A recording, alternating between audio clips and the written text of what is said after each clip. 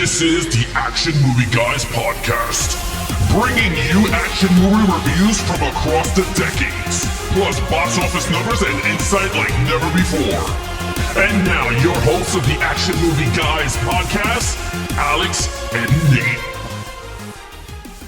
Welcome, everyone, to a brand new episode of the Action Movie Guys podcast, episode 165, The Man with the Golden Gun from 1974. I'm your host, Alex Figueroa, and my co-host is Nate from Netflix Reviews. All right, guys. Well, first of all, I cannot say how long has it been because Nate has not seen any of these movies going forward, so we're just going to skip over all that and just going to go straight into the Rotten Tomatoes scores for The Man with the Golden Gun from 1974. Nate, what is it? Well, not great. This is a critic score is a 39%, and the audience score is a 55%. So they are both under the fresh threshold. You know, not best. These are lower than the last movie. I know that Live and Let Die had higher reviews than this. I mean, I can't wait to talk about this movie, to be honest with you. I could see why the other one was more faster paced. This one's slower paced of a film. So that I could see it was, I already know you're going to hate the movie, but because while watching it, I already knew you were going to hate it halfway through. I was like, this is going to shit all over the whole movie. Maybe I loved it. Oh, no, you did not. I already know you watching these Bond movies. I was like, this dude's going to shit on it. But I could see why those numbers are super low across the boards. I mean, you said a 30 for the critics? 39. Yeah, I kind of figured that. Yeah, that's pretty interesting, though. And then you have a legendary character as Christopher Lee, right, in the movie. But anyway, with that said, all right, so let's get right into the opening sequence. Yeah. So the song "The Man with the Golden Gun" was sang by Lulu. I hope I said it right. It is Lulu. Yeah, I thought it was Lulu. Olivia Newton-John, and then the name comes up and it's Lulu. I'm like, who the hell is Lulu? I don't know who this is. What did you think? I knew that I might be in for trouble with this movie based off of this opening song and credits because they're pretty lame. The song, I told my brother, he came out when I was watching the movie a few times and he's like, what are you watching? And I was just like, oh, this is a Bond movie. I told him, I was like, I already forgot the opening song. I already don't remember how it goes. I know one of the lyrics is that she says the man with the golden gun, but you're coming off of Live and Let Die by Paul McCartney. That was awesome and big and memorable. And I know it. I had never even seen that movie and I knew that song. This one, I actually saw it and I already forgot how it goes. So the song is bad. I don't think it's a good song. They don't incorporate it in the movie the way they did Live and Let Die at all. And the opening credits is, I think you're going to agree. That's very bland. It's nothing. It's just like water droplets and water and like vision, like blurry girls. That like literally that's it. It doesn't have like really say much about the movie. You remember, like, even I keep comparing it to the last movie because this is the Roger Moore era, you know? So it was awesome. Yeah, like these voodoo people and all this scary imagery and snakes and fire. And this was literally just water and people. I'm going to give the song like I don't remember. I give it like a 2. I don't think it was like it didn't hurt my ears or anything. But I give the opening credits a 1. I'm going to give it a 1.5 total. Just split the difference. Honestly, maybe of all the Bond movies we've watched, I think it's the worst one I've seen so far. It's lazy and not memorable. Yeah, I mean, when it comes to the song, I mean, I thought the song was okay, to be honest with you. It was very 70s, though. I mean, it was Matt Austin Powers galore. But, I mean, you could hum the melody. I really don't know Man with the Golden. I could hum the damn thing, but I honestly don't know none of the lyrics from there. The visuals of the video itself, man, first of all, I keep telling everyone, it's naked women behind silhouettes. I mean, through all 25 movies, there's all naked women. So that's all you're seeing, and you could see it. And this one is more clear because you can see nipples like through the silhouette. But it just made I just was lost. I was like, it's very 70s, but color. What does this have to do with anything? Yeah, it had nothing to do with anything. To be honest with you, the song itself was kind of boring at times. They did have the song in the movie though, in a few parts when he's getting into the car. Maybe because I forgot how it went. Yeah. I didn't even notice. Yeah, I could figure that because Live and Let Die is very, you could tell the so you could hear that. Yeah, so look, with that said, I gave it a 3. I thought it was good. It's not great and it's definitely not perfect. But okay, so let's get right into the lead characters now. Roger Moore as now the second time as 007. Neat. Already dropping the ball. Only second time in. For me, I think he was good. I gave him a 4 in the first movie. Besides you being absolutely correct about his accent just being flawless, like that is a English accent, perfect, very British sounding. I didn't like him in this. I didn't like him. First of all, his acting took a step back. Like, there's a lot of scenes where the acting wasn't good. And it could be because of the script, that they were the last movie there was humor, but here it was like even more. They tried to like lean into like comedy, and it didn't work for me. Two, James Bond was really boring in this one. Like, he was really bland. I didn't like the character. There's no like, maybe I'm spoiled because the Bond movies I watched are the Craig movies, where he really has an arc and grows and changes. Like, there's nothing in this movie that is different from the last movie or gonna make him different in the next movie. You know what I mean? Yeah. Not only that, he was like kind of a prick. The scene with the kid on the boat, I'm like the kid is like wants him to buy the elephant, and he tells him he'll give him 20,000 baht if he can make the boat go faster, and the kid does it, and he throws him off the boat. He just chucks him off the boat. Now, for one, you could say, well, maybe he was trying to protect him from okay, sure, but there's no way he went back and gave that kid any money. That was dirty. That kid is like a little starving homeless kid, and he did James Bond a favor and he chucks him. I didn't like it. Him with the women in this one, he's like smacking ladies. I'm like, I gave him a 2. I really didn't like him in this movie. I didn't like Bond. I didn't find him interesting. I hate his fighting. I hate the fighting scenes with him. They're horrible. So I give him a 2. All right. Well, then if those are your critiques, then you're going to give him a 2 through every movie, because this is how he plays it. Yeah, it's not. Well, first of all, you got to realize, you're getting used to. You're already used to the newer modern Bonds with the actual fighting sequences and everything. 4 last movie. Yeah, but those fightings wasn't as long. It was just a short. This one he had more longer, and then the more movies that's going, it's going to be more. Okay, the fighting generally won't count my score too much. I'm just adding that in on top of a cherry on top. Right. The fighting was also bad. Yeah. I just think I'm just saying right now, if this is a 2, it's going to be a 2 for a long time, because,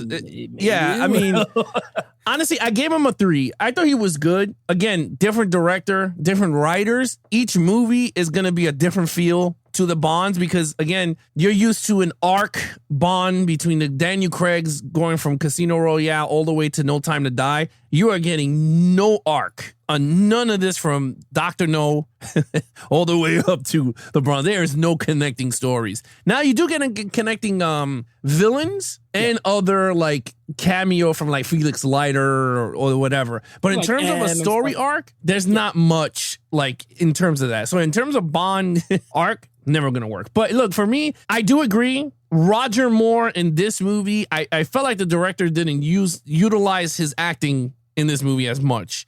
I don't know if it's because of the 70s or whatever that year of filming, how the language and everything was, because honestly, was he good? No, he was not. It felt he was very lazy at times in some scenes. Him slapping up the women, again, 70s, and you're going to see it throughout a lot of other movies, Bond doing it. Again, he's an assassin, and he has to get the information somewhere somehow. So you got to slap somebody up. Women. He has to. But I don't know. I mean, Craig did slap up a woman too in his arc, but not like this. He was like, "I'll break your arm." Yeah, he was like, "You don't tell me." Beating her up. I was like, "Oh my gosh!" But anyway, look. In terms of that, was Roger Moore perfect in the second one? Absolutely not. I do agree with you. The first one, Live and Let Die, he was better because I think it was a more serious movie, where this one does not feel as serious. So with that, I gave him a 3. Good. I enjoy him. I think, like I said, I enjoy his British accent. I think that's why I'm like into him, and his charm is really good.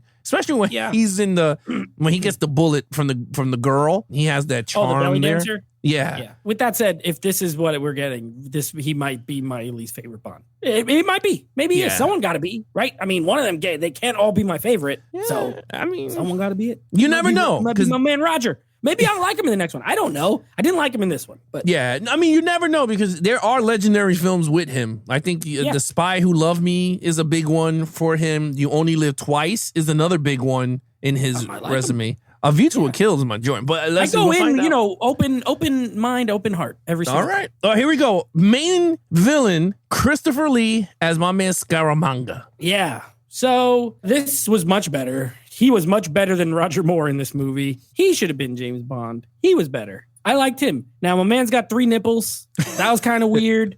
I'm like, what is this? Just the opening of the movie. Like they zoom in on his chest so they could show his 3 nipples. I'm like, Yeah. okay. And this movie had a lot of weird stuff. I guess we'll get to it in storyline. But anyway, he was smooth.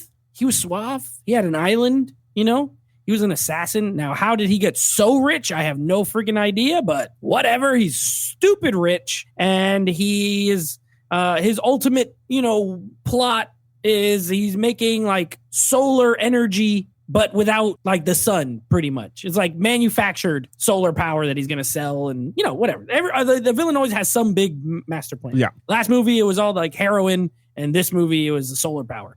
So that being said, he got better. I mean, well, I gotta save that too. He was cool. I liked him. I like his little gun. It only holds 1 bullet. It's, you know, he hits everybody in the face. So it's great. They die right away. 1-shot kills, just like GoldenEye, the game on N64. 1-shot kills with the golden gun.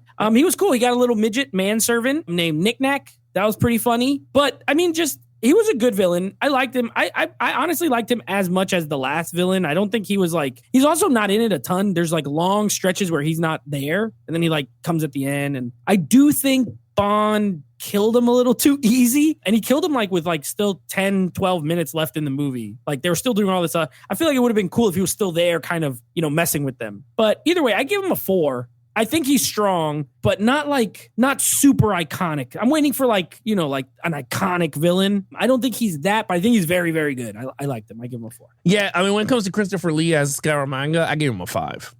He fit the criteria of every Bond villain. He had a master plan. Did it work? Maybe not. But he fought Bond, not hand to hand, but he's a circus freak. That's why he has a 3rd nipple. He's a professional assassin. And the reason why he has an island is because he said that he does favors for the government. So they gave him a free island rent free. So, oh, okay. There you go. Yeah. So basically, he's just a straight up an assassin. I mean, you say his name, people shook in their boots in the movie. Yeah. So Christopher Lee was really good. I mean, he assassinated mad people from the distance. I mean, this dude was shooting all over the place. And I like that. Now, the golden gun itself is very iconic in any of the Bond stuff, which I would love to have in my collection of props, is with the golden gun. Very expensive to get, even the replica. And I'm like, son of a bitch. But I will get it one day. But yeah, so Christopher Lee against James Bond, I do agree with you. The scene was way too fast. Yeah. I think it was kind of obvious that you knew he was going to become the mannequin to kill him, which I was like, that's so dumb. I wish what happened was he turned into the cowboy that came out the door and killed him. Because that would have been more obvious. He looked like the cowboy too. Like if you really looked at it, I was like, okay, look like the cowboy. But him, you're right. He killed him super fast for an assassin that, I mean, but he did play him in his home court. Yeah. He was in his home court. Yeah. Yeah, but that was like his fun house. He should know every nook and cranny, you know? No, I agree with you. My only gripe was where the hell did he get a loaded gun when he dropped it before he put on the suit? Like, he did not have a second gun. He dropped it, he disappeared, and next thing you know, all those he kills other him. guns in the funhouse were clearly fake because they were just shooting blanks when they shoot at, you know, the cowboy and stuff. So it's not like you can take it from one of them. Yeah, I think they screwed up and edit wrong, or something happened there, but it did not work for me. But anyway, Christopher Lee, I thought he's up there with villains in terms of the Bond lore. So I gave him a 5. Action scenes. Not good. Not good. Now, I will say, I was at a 2. I was at a 2 with the action scenes until the car chase. The car chase was pretty good, honestly. I think, you know, obviously 70s film, so they got to use real cars and crash real cars. And I was at a 2 because what did we have? Another boat chase. Thankfully, this one was way shorter.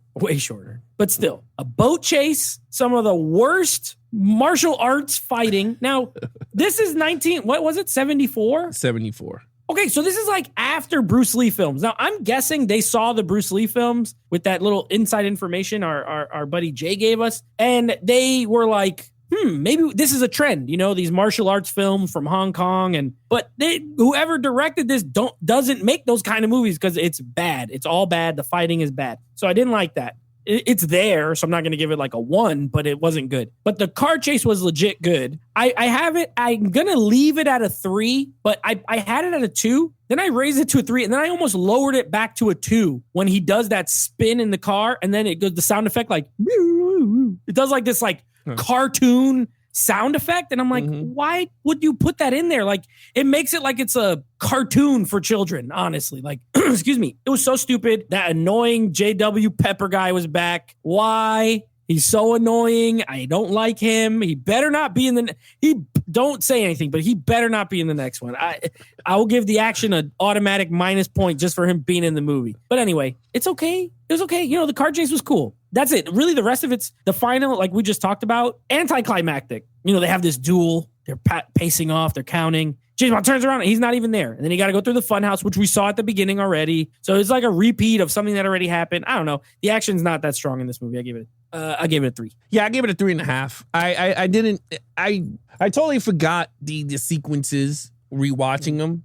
But the reason why I gave it a half a point more is because I did like where Scaramanga's car turned into a plane and he escaped. That was goofy. Yeah, but it's pretty cool when you see the actual car. Like how they put and I was like, yo, that's actually pretty cool. The only thing I didn't give it much points because Bond did not have no gadgets in this movie. Zero. He used nothing in this movie at all. And I think that's weird. The other reason why the scores were low. Because everyone knows Bond for gadgets, regardless if it's like a one piece, like his watch doing something. This movie had nothing except Scaramanga. My man's car turned into a plane, which I was like, that's cool. And I was like, that is actually cool. I was like, wow. But you're right. The car scene, I liked a lot. It was very well. And I love 70s and 80s car scenes because they drive so awesome. You can see them wobbling, but they still focusing. And I was like, that's cool. The flip, I like the flip. That was that part ruins it. That destroyed it for me. Yeah. J.W. Pepper, my dude, bro.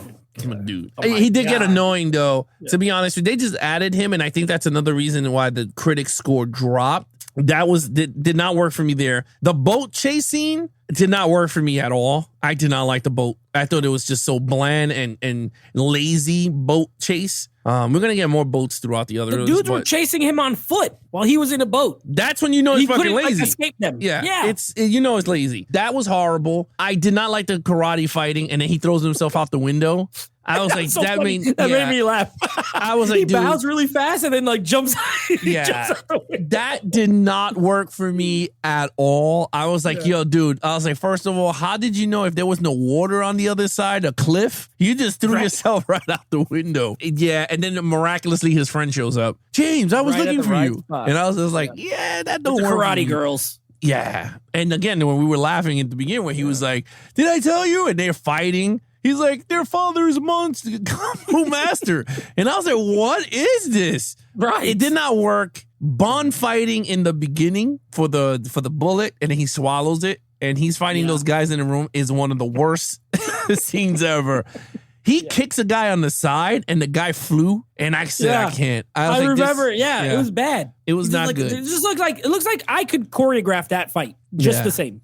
It was bad. It was bad. I'm not gonna lie. It was lazy all over the place in terms of the action scenes. Again, the most iconic part of the movie is the car flipping to the other side. That's what that one is known for. That was a great stunt. It's just the sound effect that almost made me lower it, but I'll leave it because it was a cool stunt. Yeah. So with that said, look, I gave it a 3.5. All right. Storyline. Oh Lord. Another 2. I got another 2. First of all, this is the second straight movie. I think the last one was better, but this is the second straight movie where like I'm constantly like, what is going on?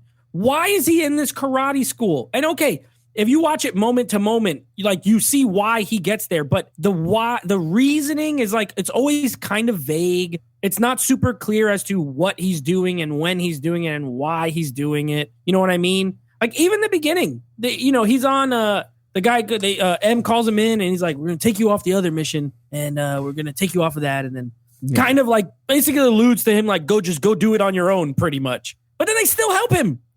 He goes in the crooked boat, in the sideways boat thing, and they still help him. And I'm like, well, they told him basically he's like off books, but really he's not off books. They're still helping him. The Chinese cop is helping him. The Kung Fu school scene is just, I did laugh. But I laugh because it's so ridiculous. Like he's sitting there in the gi, and the girls all come over to him, and they're like fanning him, and whatever. And then it's like, what is this? What is happening? And I don't know. It meanders. You're right. It's very slow. One thing I pointed out to my brother too is like everything that happens in the longest way possible. Yep. You know what I mean? Like nothing is like fast. Everything Like even the last explosion, they get on this pirate ship. They find this like pirate ship. They go in, the island blows up, and it takes like 5 minutes for this island to blow up. I'm like, why do they keep cutting back to the island blow? Like we get it. It blew up. Move on to the next part. And then they cut back to the boat, and they cut back to the explosion, and they cut back to the boat, and and it happens like, but every scene is like that in this movie. Like everything takes forever to happen. So really, this movie's only like an hour long,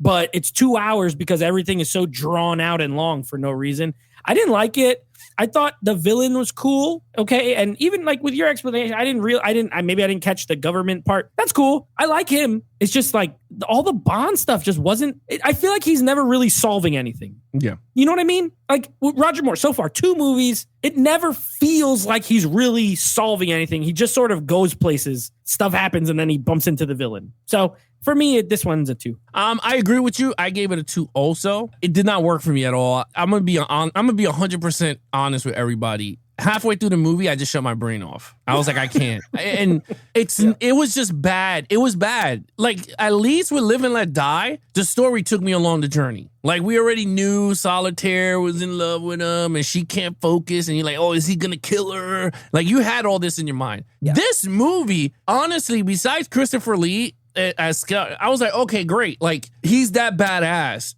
And he's with, that girl, his woman lover or whatever that he kills. And I was like, oh, cool, we didn't get to see that scene. She's just sitting there, which I was like, okay. Just dead. I just felt like the storyline was just bland. Like, it was just bland. Like, it was just like, we really don't know what to do. We're giving you a second movie and dude, to be honest with you, Live and Let Die came out in 1973. This was a year later. So you already knew. Together. Yeah, you already knew. That means they did not know what the hell they were doing. They were just like, we're just going to cash This cow. one is actually the same director as the last movie, the Guy Hamilton. Maybe they did them like really close together. They brought the same crew back, but it was just like they just threw it together. I don't know. It had to be because, man, let me just tell you, there's a day and night between the first one that he did and this one. This one's just straight lazy. Like, I was bored. Like, the movie was just so long and drawn out. And I was just like, yo, this is boring. Like, my wife fell asleep halfway. She was like, man, she goes, I can't. I was like, go to bed. I was dozing off at the beginning. And then I had to like sit up because I was like, if I keep laying down, I'm going to fall asleep. This movie, nothing's happening. No, the beginning got me intrigued. Like, rewatching it, the beginning was cool. I was like, oh, all right. Yep. When the assassin shot Al Capone, he was like, hey, Al. The cold open? Yeah, the cold open was cool. I liked it because it set up the whole thing. But other than that, once it went into the thing, he went into the office and he's told, Scaramanga, he has a third nipple. And I was like, 3 nipples. Yeah. I know all about him. I was like, oh, come on, man. I was like, at least they show Q. We got to see Q. We saw the camera doing the camera missile that blew up. And I was like, oh, wow, that's actually pretty cool. But he didn't even give him a gadget. He was like, isn't that pretty dumb that the Q is in this? He wasn't in the last one, but he was in this one. But in the last movie, he had gadgets, and this movie has no gadgets. No. It doesn't even make sense. It boggles the mind. Yeah, and they, and that led to them going to the weapon master that came up with the golden bullets for the golden gun. So I was like, okay, whatever. And I thought that was actually a pretty cool scene, though, when the weapon expert came up and was like, oh, 007. Like, he got mad excited. He goes, can I make you a weapon? And I was like, oh, okay. He's like, it'll be an honor. And I was like, I like stuff like that. Like look, 007 doesn't give it. My man is such a badass that he tells everyone who he is. He tells every bad guy. Use a fake name. No, I don't use fake names, bro. I'm Bond, James Bond, bitches. You're gonna know who I am. I loved it. That's why I love the scene in Casino Royale when he went under the other name and he was like, my name is B under Bond. And Vesper got pissed off. And he goes, look, he already knows if he looks at the background. And I was like, that's what I like. Stuff like that. But anyway, I gave it a 2. I thought it was not a good storyline at all. I just thought it was boring and bland. Overall. Yeah, I didn't like this movie. The only good thing about it was Christopher Lee's performance. Nick Nack was pretty funny, too. He had a couple funny moments when he's throwing the bottles. That was pretty funny. At the end. That was hilarious. Bottles at him. He hides. He like rolls under the couch. He put him in the briefcase. He rolls under the couch, and then all of a sudden he's not under there anymore. He's like, he did a magic trick and ran around the other room. Like, kicked him. Yeah, it was funny. I laughed, but I hate that J.W. Pepper guy. I don't like. The Bond girl in this, the Night. What was her name? Night. Yeah, Night. Whatever. Yeah. Her acting was bad. Jane Seymour was great. Okay. Well, Not only was she gorgeous, she was good in the role. This lady, she was pretty, but her acting was bad. It was not good. The other, the villainous kind of woman, the one he slaps around, she was better. But she becomes Octopussy. okay. Well, her acting was better, but you know, she's not the main kind of girl. Acting questionable, storyline not good, action not good. Cool villain. Bond for me in this one, not good. It wasn't a good time. I give it a 2. I didn't really enjoy this one. And to be fair, from what I know of this era, nothing I saw surprised me. I feel like they're going to be hit or miss for me. Honestly, this one was a miss. The last one was a little more of a hit for me. This one more of a miss. So 2 for me. Yeah, you know, it's funny. Her name is Mary Goodnight. Mary Goodnight. That's it. Yeah. Her acting was bad. No, but she was gorgeous. I'm not going to lie. She was very gorgeous. But yeah, that scene. Tell me that scene was not creepy with the black guy looking at her. Oh, yeah. And he's rubbing her face. And he touches her shoulder. I'm like, I was like, yo, I feel kind of creeped out. Between that and the other part that was creepy was when James Bond was fighting the sumo wrestler and just reaches his hands down and grabs his ass cheeks. And that was his big escape. I'm like, what am I watching? Yeah, what do you got me watching? And he twists his little belt to free himself. I was like, oh, Lord. Yeah. Yeah. That was really bad. That earned it a 2 right there. I gave this movie a 2.5. Christopher Lee for me was the highlight of this movie. I like Nick Nack a lot. I always like their henchmen. One thing is, if you have a good villain, like the good mastermind villain, it always has to come down to the henchmen. How are the henchmen? And I like Nick Nack. He was cool, Mr. Scaramanga. Like, he was mad funny. And when he was eating the peanut, when he had that little ass gun, he's eating the peanut in the fight. I was rolling. I was like, if he dies, oh, this is mine. Yeah. Mine. He's like, come on, monsieur. Come on, monsieur. Yeah, it's so funny, bro. Like, I liked Nick Nack. I was like, oh, man, he's cool. I wish they brought Nick Nack back, but they didn't. Mary Goodnight, like I said, she was pretty, annoying, horrible actress. Q was good, but again, he was not that long of a scene. It was just super small, and it was kind of useless because they had another guy looking at the bullet. So it was like it wasn't even Q that was doing most of the stuff. So they just pay him. Yeah, it was G. Yeah. Other than that, like I said, lame story. Roger Moore, he was decent. Scaramanga was the man, but again, 2.5. Couldn't raise it up. All right, total points. It's a 13 out of 25 for me. 13. Didn't love it. Probably won't watch it again anytime soon, if ever. But glad I watched it, but I didn't love it. Yeah, for me, this is a 16 flat. So honestly, it's a here and miss. But the 4K on this movie was really well on Amazon. Yeah. If you guys check it out, it's free on Amazon. They own the rights, so it's kind of free. 4K version of Man Golden Gun. It's not on physical, but you can get it digital. So I was happy with that. All right, Nate, what is coming up next? All right. So that is our next Bond film. Now, next episode, we are continuing through the 2000s with, as voted on by you guys, a movie called V for Vendetta. We'll be reviewing that. And then, of course, next week, continuing with the Roger Moore Bond films, the next one is one called The Spy Who Loved Me. So that is the next one. I know you just mentioned that it was one of his better ones. So I'm looking forward to it. I mean, the jury's out on Roger Moore. Sure, I didn't like him on this one. We'll give him another try. Well, we got to give him 5 more tries. We'll give him 5 more tries, and we'll see how it goes. But that's the next one as far as the Bond movies go. All right, guys, so you want to follow us on our social media accounts, please follow Nate over on Instagram at NateFlix Reviews. Check out the podcast with him and his friends called NateFlix Movie Reviews. Anything action movie, guys, head over to youtube.com/geeksandflix for the video versions of the podcast, or go to our official website at www.geeksandflix.com, where we have all the podcasts there for you, nicely organized for your liking, whether it's audio or the video version of the podcast. We have merch. And of course, you could join the Patreon also and watch the behind the scenes of us filming the actual podcast. So all you have to do is go to www.geeksandflix.com. Other than that, I'm your host, Alex Figueroa, and that is Nate from NateFlix Reviews. Be awesome to each other and geek out.